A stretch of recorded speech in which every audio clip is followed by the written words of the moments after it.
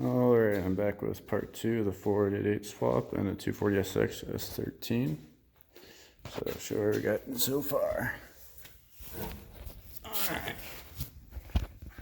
So I got this bottom brace welded in, and then I went ahead and cut the rest of this out. Got that top brace just tacked in. I wanted to make sure that fill port was accessible. On the Mazworx kit, this thing is not accessible. It makes it a real pain to service it with it in the car. Got the drain nice service or easy to access.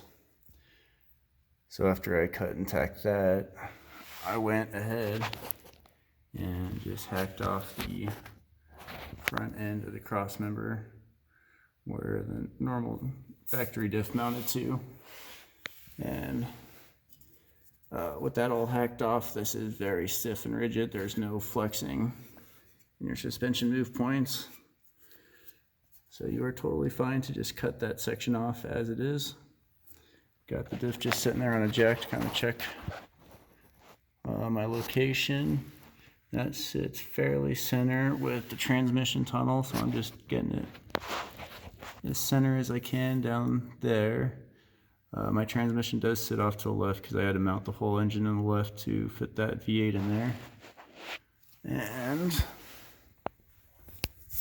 then if you come here, you can see the diff is a little far back, so I'm going to move it a little bit forward so the axle clears the subframe a little bit more.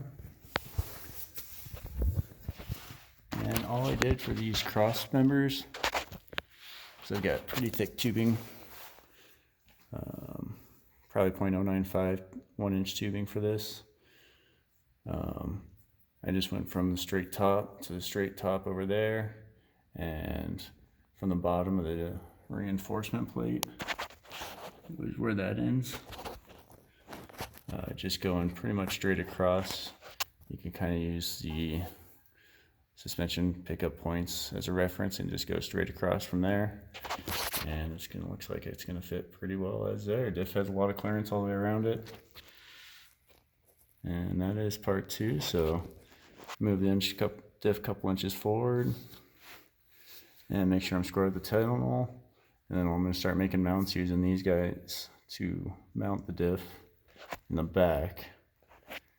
And then I'm going to reinforce this section even more just to make sure it's really strong.